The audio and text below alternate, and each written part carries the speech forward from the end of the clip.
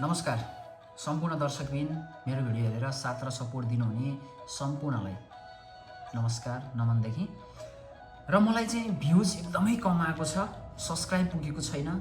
Subscribe र views बढाइदिनु हुन विनम्र अनुरोध गर्दछु सबैमा।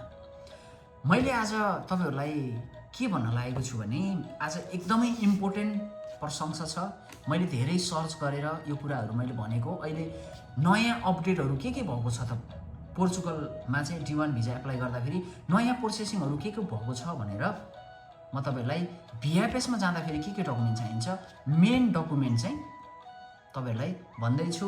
भिडियो अन्तिमसम्म हेरेर सबैले सुनिदिनु होला। मेरो भिडियोले तपाईहरुलाई सानो केही सहयोग पुग्न सक्छ कि भनेर यो भिडियो बनाउँदै छु।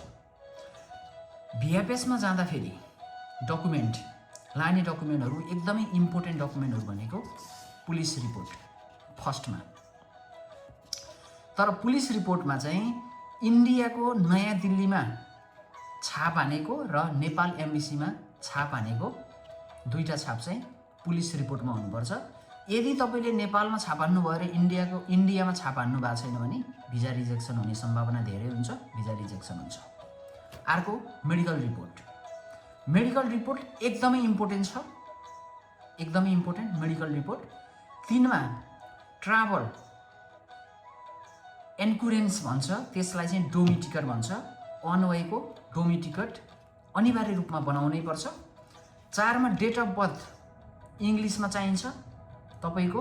त्यसपछि फ्यामिली रिलेसनशिप पनि इंग्लिशमै चाहिन्छ तपाईको। फादर मदरको एउटा डिटेल्स खुलाएर त्यसलाई बनाउनु पर्छ।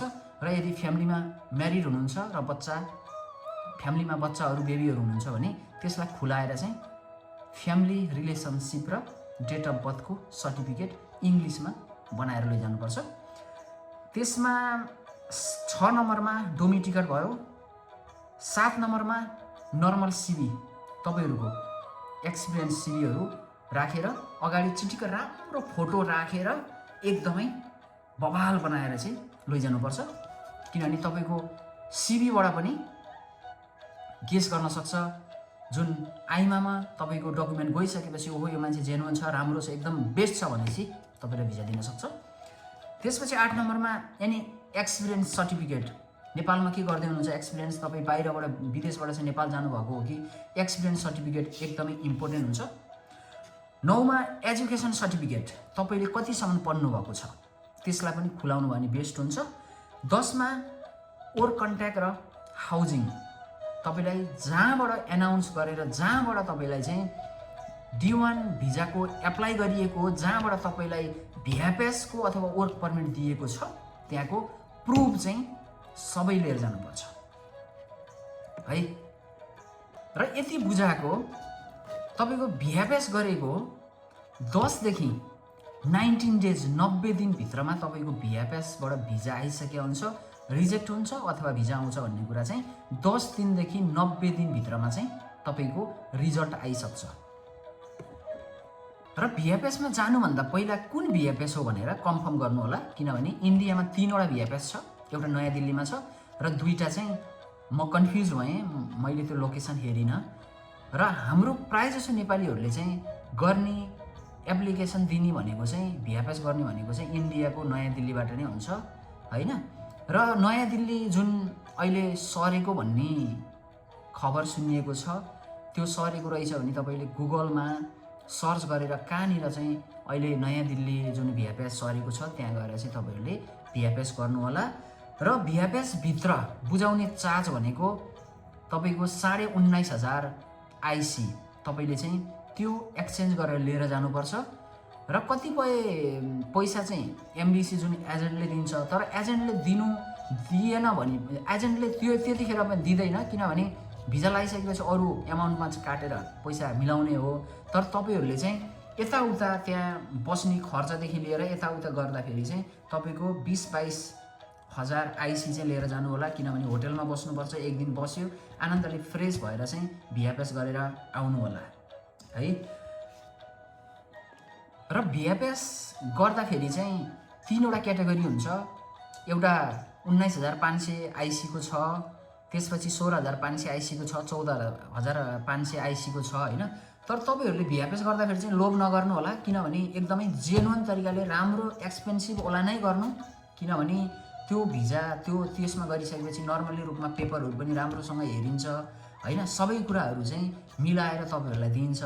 त्यही भएर चाहिँ तपाईँहरूले चाहिँ 19,500 को आइसीमा गर्नुभयो भने बेटर हुन्छ, एकदमै बेटर हुन्छ है। अर्को कुरा, अब भिएफएसमा गइसकेपछि चाहिँ यो कुराहरूले तपाईँहरूलाई चाहिँ असर पार्नु भएन, यो कुराहरूले चाहिँ तपाईँहरूले सब्मिट गर्नै पर्यो होइन। यति चाहिँ गर्नुभयो भने भिजा 100% 1000% चाहिँ लाग्न सक्ने सम्भावना चाहिँ तपाईँहरूलाई हुन्छ है। बवाल तरिकाले भिएफएस दिनु होला, टेन्सन नगर्नु होला। र कति साथीहरूले चाहिँ मलाई हाम्रो भिजा चाहिँ रिजेक्सन भयो तर मेरो वर्क पर्मिट चाहिँ सिद्धियो होइन, त्यो भनिराख्नु भएको छ। त्यतिखेर चाहिँ तपाईँहरूलाई एजेन्टले फलो गर्छ, एजेन्टले अर्को भिएफएस डेट दियो भने तपाईँहरूले भिएफएस गर्दा हुन्छ, बगैँचाले फेरि पनि ट्राई गर्दा हुन्छ होइन। तर कतिपय चाहिँ मान्छेहरू अलि भनौँ न गरिबकै कारणले गर्दा फेरि भिएफएस दिन जानुहुन्न, त्यसको लागि चाहिँ म पनि क्षमा माग्छु, किनभने महँगो छ होइन। जुन हामीले दिने भिएफएस गर्दाखेरि चाहिँ पैसा फेरि अर्को पेमेन्ट गर्नुपर्छ, त्यो कारणले गर्दाखेरि महँगो छ। र अर्को कुरा, जुन कति साथीहरूले भन्नुहुन्छ D1 भिजा बन्द भयो भनेर सोध्नु भएको छ, त्यो पनि म तपाईँहरूलाई मेन्सन गर्छु भिडियोमा। र यो भिडियो चाहिँ हेरेर एकदमै भ्युज मलाई एकदम कम्ती भएको छ, मलाई सब्सक्राइब बढाइदिनुहुन्छ भने धेरै आभारी व्यक्त गरेको छु। र यो भिडियोले तपाईँहरूलाई केही सहयोग मिल्न सक्छ, अवश्य पनि मिल्छ। र यो भिडियोहरूलाई चाहिँ सेयर गर्नुहोला। र भिएफएसमा जाँदाखेरि लैजानु पर्ने डकुमेन्टहरू चाहिँ मैले तपाईँलाई भनिसकेको छु, बी केयरफुल। तपाईँहरूले यति डकुमेन्ट चाहिँ तपाईँहरूले राम्रोसँग हेरेर विचार गरेर लैजानु भयो भने 100% भिजा लाग्छ। सबैलाई शुभकामना र पन्त भ्लगलाई माया सम्मान गरिदिनुहुन्छ भन्ने धेरै आशा गरेको छु। र केही परेको खण्डमा मेरो बायो लिङ्कमा मैले अनकम्प्लिट नम्बर दिएको छु, 920643 भनेर मात्रै नम्बर दिएको छु। त्यसमा 12 हान्नुभयो भने मेरो वाट्सएप नम्बर आउँछ, मलाई कल गर्नुहोस्, मलाई फलोअप गर्नुहोस्।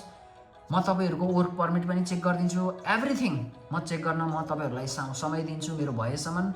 र कतिपय मेरो साथीहरू, मेरो दर्शकबिनलाई मैले समय दिन पाएको छैन, आइएम सो सरी। भिडियो हेर्दै जानु होला र सपोर्ट गर्दै जानु होला। अहिलेलाई छोड्छु, धन्यवाद है।